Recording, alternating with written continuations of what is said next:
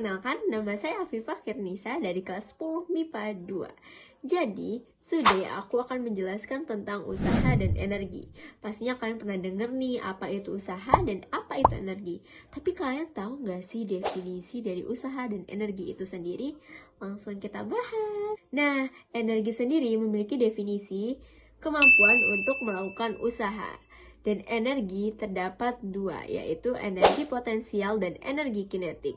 Energi potensial sendiri terdapat dua bagian, yaitu energi potensial gravitasi dan energi potensial pegas. Pengertian dari energi potensial adalah energi yang tersimpan di dalam benda sehingga dapat melakukan sebuah usaha.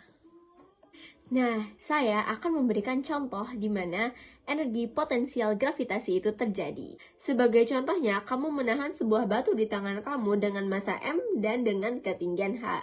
Otomatis batu tersebut memiliki energi potensial. Jika kamu lepas, maka batu tersebut otomatis akan terjatuh ke tanah. Nah, di situ terdapat energi potensial gravitasi yang menarik batu tersebut sehingga batu tersebut jatuh ke tanah. Sehingga secara matematis energi potensial gravitasi dapat dirumuskan sebagai berikut.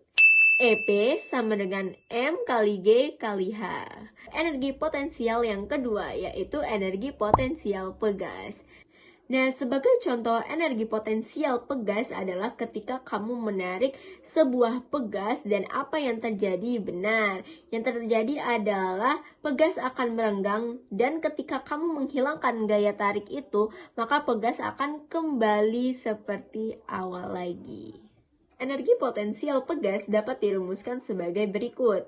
EP sama dengan 1/2 kali K kali delta X kuadrat. Nah, kita lanjut ke energi kinetik. Kinetik berasal dari bahasa Yunani yaitu adalah kinetikos yang artinya gerak.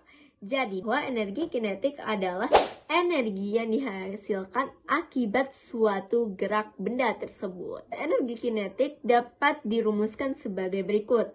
EK sama dengan 1/2 kali M kali V kuadrat. Contoh energi potensial gravitasi. Yaitu contohnya, sebutir buah kelapa berada pada ketinggian 7 meter di atas tanah. Jika massa kelapa tersebut diperkirakan mencapai 2,5 kg dan percepatan gravitasi 9,8 meter per sekon kuadrat. Tentukan energi potensial kelapa terhadap tanah. Nah, dapat diketahui pada soal yaitu ketinggian, massa, dan gravitasi. Maka kita masukkan rumusnya.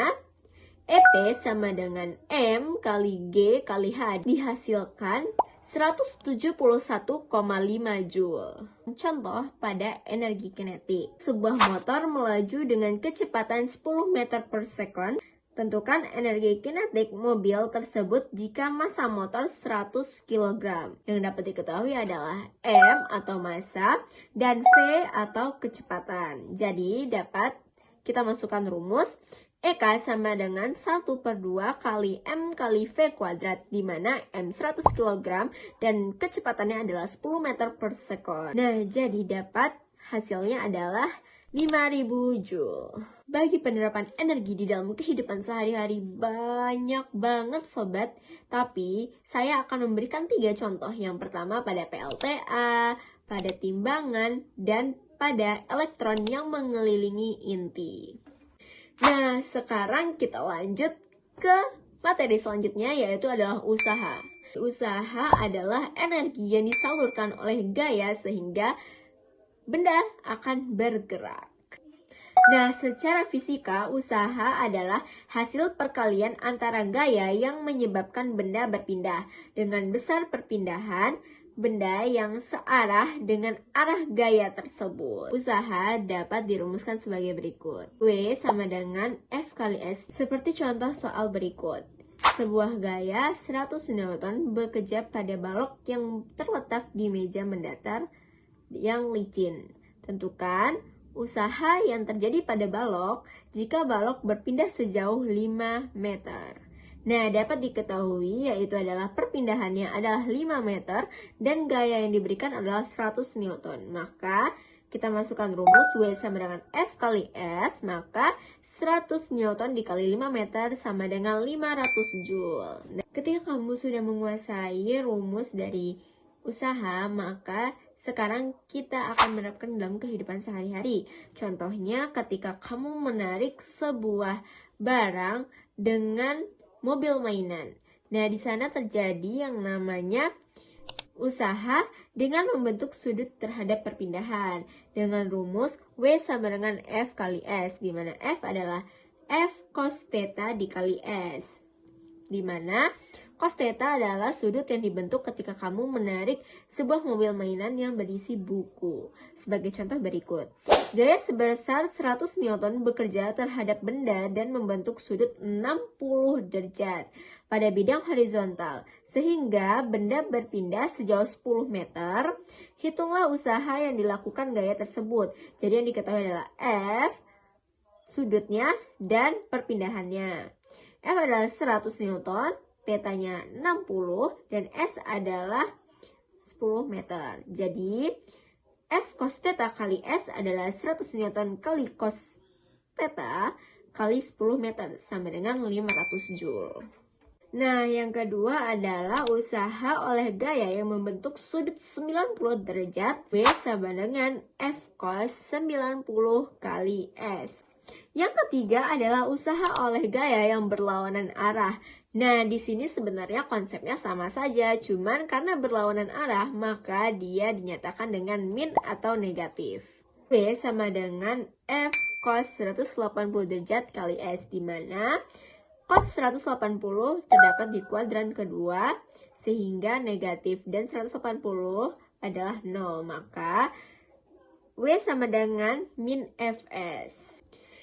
Yang keempat adalah usaha 0, di mana contohnya ketika kamu mendorong sebuah mobil, di mana usaha yang kamu berikan tidak membuat mobil tersebut berpindah sedikit pun, maka usaha yang kamu berikan adalah 0, maka W sama dengan 0. Yang kelima adalah usaha oleh beberapa gaya. Contohnya, 3 orang yang ingin menarik sebuah mobil dan memindahkannya. Maka rumus yang terbentuk adalah W sama dengan F1 cos theta 1 kali S tambah F2 cos theta 2 kali S cos theta sesuai dengan sudut yang diberikan masing-masing orang yang menarik mobil tersebut. Yang keenam adalah grafik gaya terhadap perpindahan. Cara menentukannya cukup mudah sobat, dengan cara kalian hanya perlu menghitung luas daerah pada bawah grafik. Terakhir adalah daya. Daya dapat didefinisikan sebagai usaha yang dilakukan oleh gaya persatuan waktu atau kecepatan untuk melakukan usaha. Daya dapat dirumuskan sebagai P sama dengan W per T. Penerapan usaha dalam kehidupan sehari-hari dapat kita lihat yang pertama pada lift, tangga, saat kita mematahkan balok dalam olahraga bela diri. Selanjutnya adalah hubungan antara energi dan usaha. Ada dua, yang pertama adalah hubungan usaha dan energi potensial.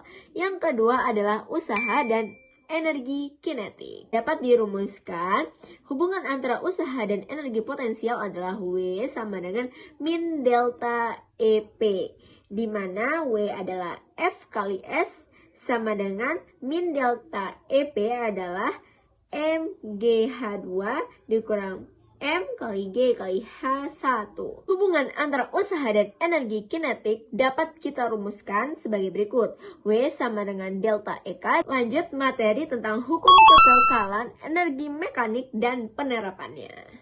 Di mana energi mekanik adalah hubungan antara energi potensial dengan energi kinetik. Rumus dari energi mekanik, karena energi mekanik adalah hubungan antara energi potensial dengan energi kinetik, maka dapat dirumuskan EM sama dengan EP ditambah dengan EK, di mana rumus EM adalah M kali G kali H ditambah dengan rumus energi kinetik adalah 1/2 kali M kali V kuadrat. Sedangkan rumus dari hukum kekekalan mekanik adalah M1 sama dengan EM2, di mana M1 adalah EP1 ditambah EK1 sama dengan EP2 ditambah EK2.